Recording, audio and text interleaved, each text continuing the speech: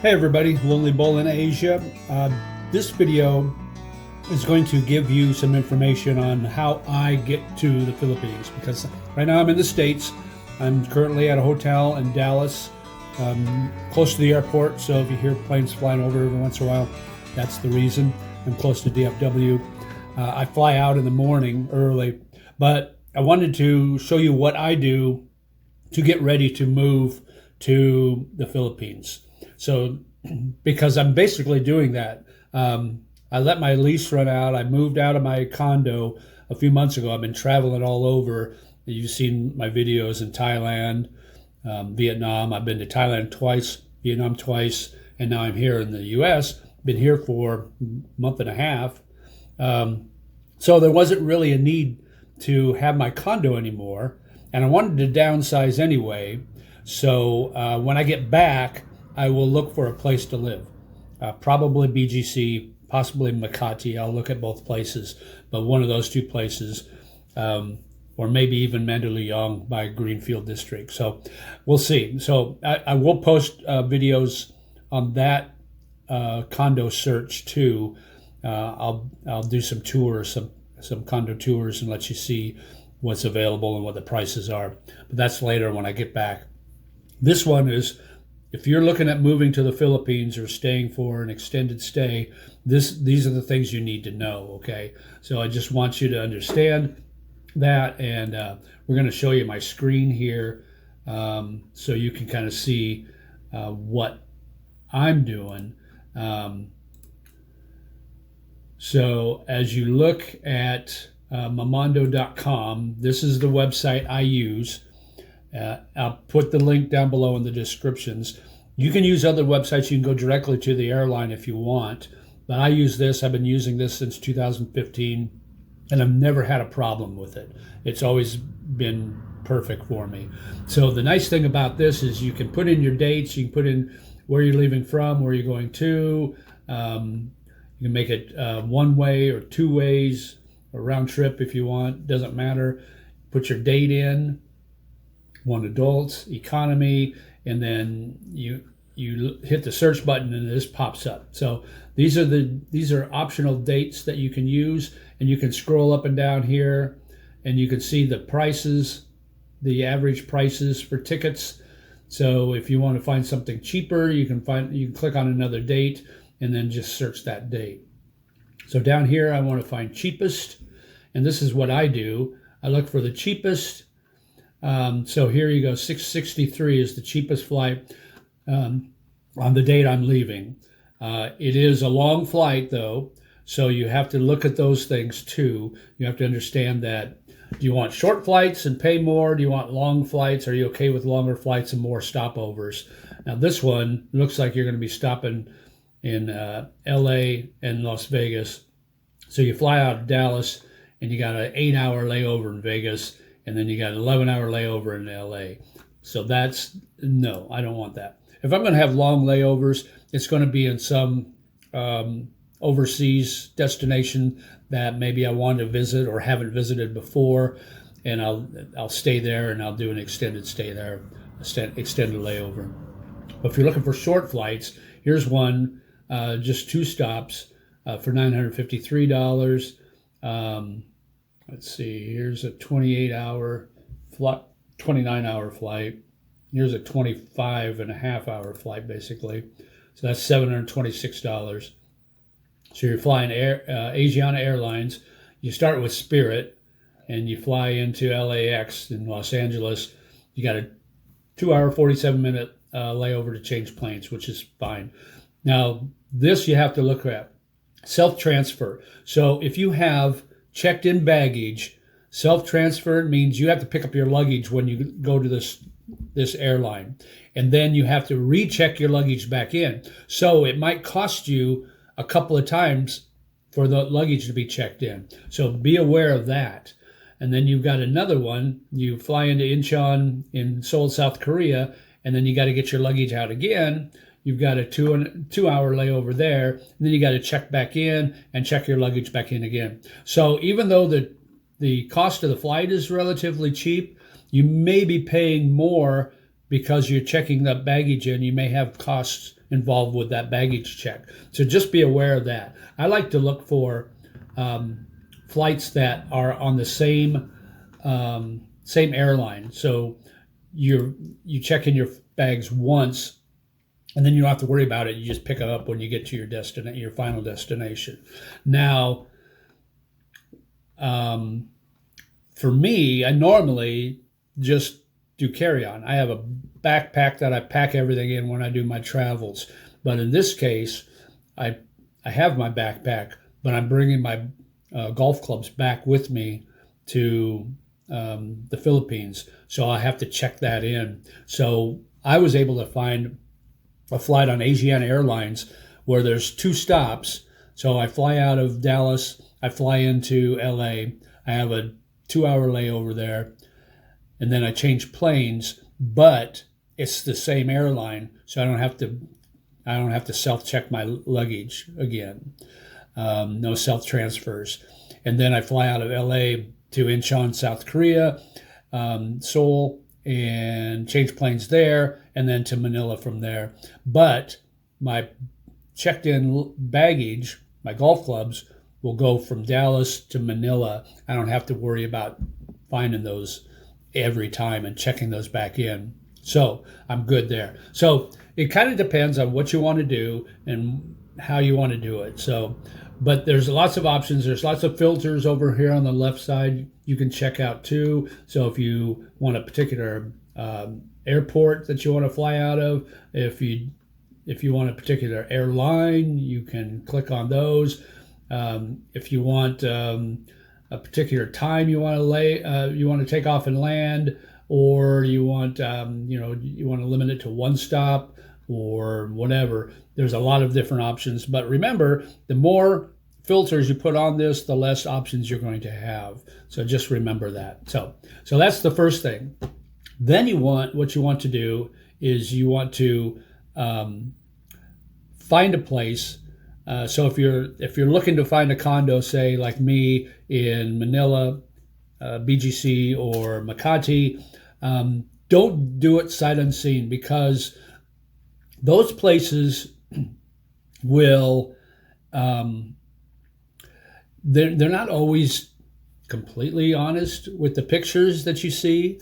The pictures don't always look as good, or the pictures look better than the actual condo itself. So just be careful. So what I do is I will get a hotel like an Airbnb or Agoda.com, and I will get those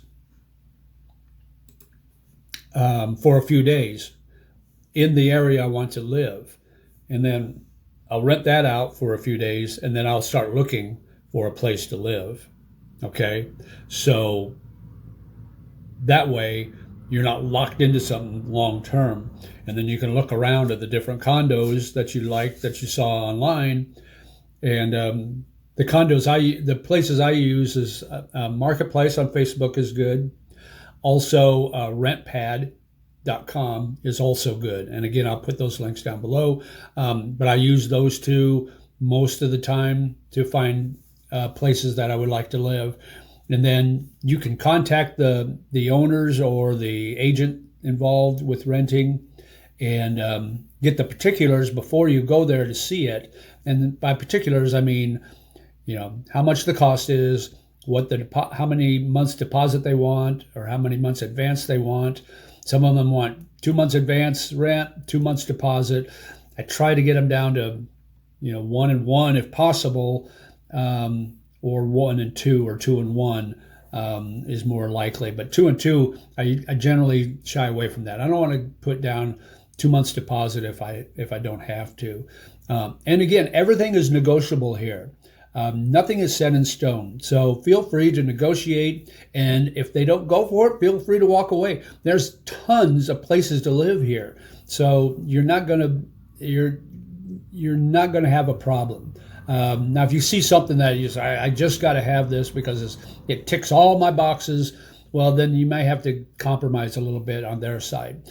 But just know that going in. But like I said, everything's negotiable. And if it's not, then just walk away and find something else. Just say, thanks for your time. I'm not interested anymore, blah, blah, blah, and move on. So once you get there, you have that chance to look at these places in person. And then another thing that you should negotiate is most of them want post-dated checks. Like they want a month in advance and 11 post-dated checks.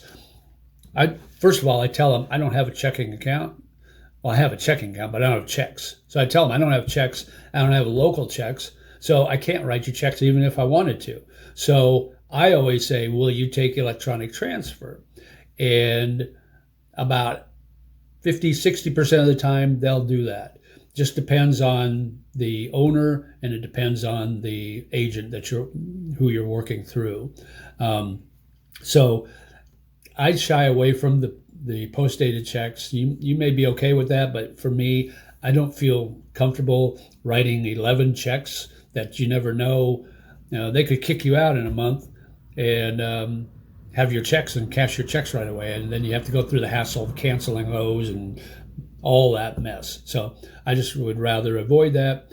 Electronic transfer is super easy. It doesn't cost hardly anything. My electronic transfer, when I was at the condo before, it cost me, I think, 99 cents or maybe $1.99 when I do my transfer. And I was paying 40,000 pesos, which is just over $700 a month at that time. So anyway, so now you find your condo and you're good to go. Let's back up a little bit. Before you leave, 2 days or 1 day before you leave, you have to do the e-travel, so you can get your QR code through the Philippine government, and I'll post the link to that so you can fill that out. Basically, all you do is fill out all the information and answer all the questions they have. It's like 6 steps, and then they give you a QR code. Now, I will tell you, take a screenshot of that, because you never know when you get to the airport and they ask to see that, and sometimes they ask for it, sometimes they don't. So sometimes they say, do you have it? And you say yes, and they don't even ask to see it. But if you rely on the website to bring that up, sometimes it might not work. So take a screenshot. Take a screenshot of everything you do. That way you've got that on your phone. So screenshot of your ticket, screenshot of your QR code for your e-travel. The next thing is, if you're going one way and you're staying an extended time, like you want to move there, you've got to show an exit ticket or an onward ticket out of the Philippines within 30 days of landing there. So within 48 hours of doing that, I use onwardticket.com. It's a kind of a throwaway ticket, and you just put in your information, put your flight, where your destination is, which in my case would be Manila, the date you're landing, and the date you're leaving, and where you're going, the destination. And you can put in any destination, but I would put something close by. That way your ticket cost is going to be lower. I put in Bangkok. You can put in Kuala Lumpur or wherever, and it's going to be around $16. But don't do that more than 48 hours out, because that expires. And you're going to take a screenshot of that, obviously. But if they want proof, and they never ask, but just that one time they might, and you got to make sure that it's still valid. So anyway, so do that within 48 hours. Same with the e-travel QR code. What else? Make sure you have all your documents, obviously your passport and all that. Now, nobody's asking for COVID vaccination information anymore. Nobody's requiring masks on airlines anymore. So that's up to you. It's optional if you want to, but nobody's asking you to do that anymore. So things have gotten a little more lax about traveling internationally now, which is great. Hopefully it won't change. Hopefully we're back to normal. And another thing, money exchange. When you land at the airport, I don't bring $100 bills. I know that seems like, I'll bring $1,000, I'll bring $500 or something like that. You can do that if you want. I bring 100. I'll bring 100, but I'll bring 20s, because 20s are a lot easier to exchange at the exchange places than a $100 bill. A $100 bill has to be pristine in in how it looks. There can't be any markings on it. There can't be any tears or anything like that. Even if it's minuscule, they will not accept it. So if you go there with $100 bill and there's somebody wrote on it, or there's a little tear in the corner, and they don't accept it, what are you going to do? I mean, you can use your ATM card, I guess. And that's another thing. Make sure you contact your banks, your bank account, your credit card companies, whatever, and let them know that you're traveling overseas. And that way they don't get red flagged when you use your cards. I rarely use my card. I just don't trust it over there, especially if you're using ATM kiosks that are out in the public. Those things can be, you could get scammed on those real easy. You can get your info stolen. But I just don't use it anyway because my bank, I don't know about yours, but my bank has a pretty significant charge for international and exchange rates too. So I just kind of avoid it if at all possible. Cash is king over in the Philippines, so you can use cash. Some apps you want to get your Gcash app. You want to get Grab, which is like the Asian version of Uber.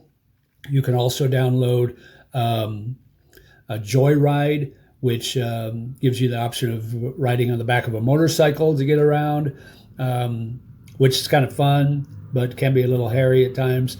But they also have vehicles too. They also have cars too. What else? I said Gcash. There's some other apps that I'll put links down below that you probably need to know about or need to have when you go over there, especially when you first get over there. Now, some of these apps, it's going to take you a little time to get verified. It took me about 3 months, close to 3 months, to get my Gcash verified so I can actually transfer money into it and use it, if you can believe that. I've got two phones. I've got a U.S. phone that I still use, and it's got an international plan. I use that almost exclusively because the data works pretty good. And if you go into places that have Wi-Fi, which aren't a lot in the Philippines, so just be prepared for that.